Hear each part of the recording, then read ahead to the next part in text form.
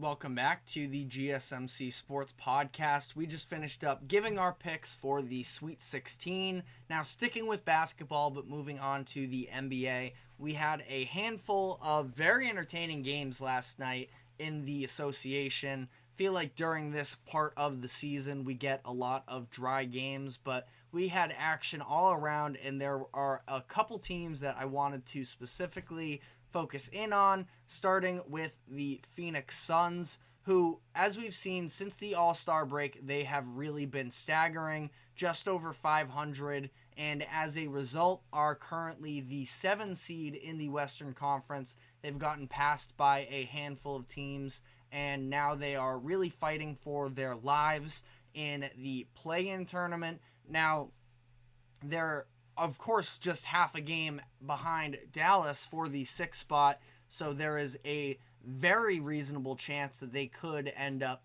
working their way out of the play-in threshold. But the issue for them is the level of difficulty that remains in their schedule. They are now 9 games left. They've played 73, so that would mean 9 games left if my math adds up there. I'm bad job on my part once again, but the list of opponents that they have ahead are the Oklahoma City Thunder, New Orleans Pelicans, Cleveland Cavaliers, Minnesota Timberwolves, New Orleans Pelicans again, Clippers, Sacramento Kings, and the Timberwolves again. So all playoff teams, all teams that are outside of Cleveland, who is at the top of the Eastern Conference, all teams they're really fighting for positioning with for the upcoming playoffs. So going to be a tough task for them, and they're going to have to start playing some of their best basketball of the year now. Started last night with an impressive win over the Denver Nuggets. Now, important to mention the fact that Jamal Murray was not playing for the Nuggets in this one. I do feel like it's sort of on some level, not that we're going to dive into it extensively, but did show a little bit of the lack of depth that Denver has this season in comparison to last year. It felt like they were more equipped, but their offense is just not the same when they don't have Jamal Murray. Ultimately, they should have Murray for the playoffs, and it shouldn't be an issue. But in terms of people thinking that Denver is this unstoppable force, that is something that I look to that is not necessarily a great sign for them. But again, not going to overreact to them whatsoever here. They are still the 1 seed in the Western Conference. They have absolutely nothing to worry about for the most part. But a nice win here for the Suns, who we saw them, we've seen how bad their fourth quarter net rating has been this year, worst in the league, and they've really struggled to hold on to leads. There was a little bit of a moment in the second half where it did seem like the Nuggets were ready to make a push, but ultimately it was Kevin Durant who just showed up in this game in an elite way on both sides of the ball to ultimately close out the Nuggets in this game. He scored 30 points on 12 of 20 from the field, 13 rebounds. He also blocked 5 shots. The fact that they did this without Yusuf Nurkic can be seen in a couple ways. I personally think that Nurkic is a positive for the team. He is a really solid rebounder, a solid defender, and pretty solid with the ball in his hands for a big man. But a lot of people are sort of lower on him than I am in terms of he can maybe get exposed when he is switched out onto the perimeter. Doesn't necessarily have the mobility to the level of some other bigs. So again, it's just something to sort of throw out there. I defend Nurkic, but there's definitely a portion of people online that are sort of anti-Nurkic people. But as a result, they saw Drew Eubanks start, and the fact that they were able to limit Jokic as much as they were in this game was a pretty big deal. Now, Jokic, if you look at his stats, he still almost had a triple-double, scored 22 points, but I do think that it was a very solid defensive performance for them to be able to, as we saw, and again, a little bit of a Nuggets thought here is the fact that it was just making other people other than Jokic hurt them, and they were doing a good job of Michael Porter Jr. and Jokic were not going to be the ones to beat them, make it be other people, and we saw the lack of confidence from some of these other players. We've seen the Nuggets not necessarily be a tremendous three-point shooting team in some of these biggest games, where last night they shot 10 of 40. They were relying on the likes of Reggie Jackson. He was 1 of 7 from 3. You had Colin Gillespie playing some big minutes off the bench. He was 2 of 6 from 3. And really just not much bench production whatsoever for them. Michael Porter Jr. also wasn't great from the field. Seemed like he was trying to hunt a little bit more because they were denying the easy looks for him, and he was trying to get his. But I thought it was a really good defensive approach for the Suns here without Nurkic, which, again, do with that what you will. But I was, really encouraged to some degree about the Suns here. Now, this is a very different game with Jamal Murray playing, but you have to take whatever you can if you are the Suns in this sort of a situation and continue to build on it. Kevin Durant, after the game, said a similar sentiment where for them it's just worrying about themselves and worrying about playing the best basketball that they can. It's not worrying about where they are in the standings or about who is on the other side of the court. They just have to shape into a team that they think can be playoff competitive. And, this wasn't even the best game for Devin Booker or Bradley Beal, where they were both struggling. Beal seems like the injuries are kicking in a little bit. I do think that is some level of a concern for them. But ultimately, they come out on top in this one, improve to 43-30, and at least give themselves a little bit more of a wiggle room. Now, again, 9 games left, and they have a 5.5 game lead over the Rockets, who are the 11 seed. So I don't believe that this is a situation where they're going to fall out of the playoffs, but it is still a big deal here. The difference between having one of those 7 or 8 seeds versus a 9 or 10 and not having to play a do or die game, having multiple chances to put yourselves in the playoffs is a advantage that they're going to look to hold on to. And they aren't playing any of the Lakers or the Warriors. They do have one matchup against the Kings, I believe I laid out. So, they're going to have it out for them in terms of the test ahead. We'll see if Shai Gilgeous-Alexander returns. He missed last night's game when the Thunder played the Rockets.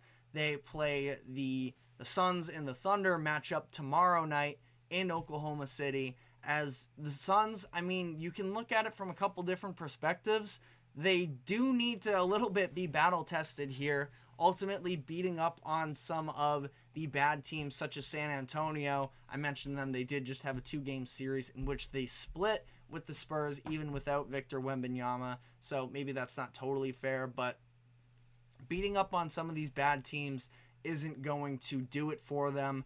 They need to step up in these big-time matchups, and they're going to have plenty of opportunities to do so up to this point. And ultimately, we'll see where the chips fall. I think that the Suns, the lack of depth really does hurt them, which is why I don't have them as necessarily a top-tier contender. You just look at the bench unit. Drew Eubanks has been a solid player off the bench. Royce O'Neal has been a solid addition. I did like some of the minutes that Thaddeus Young gave them last night. Eric Gordon is reliable.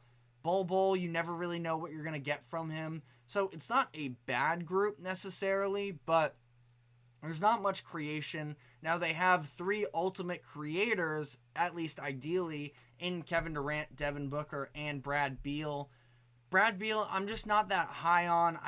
I think that the injury concern is very real, and I'm just not sure if he can really be asked to carry a heavy load for them. Now, does he have the, possibility of potentially coming out in an individual game and doing so? Yes, but I don't think that against a real good defense on the other side, he can lead a bench unit to some positive minutes, and It's going to be interesting to see how they choose to stagger the big three with all of them.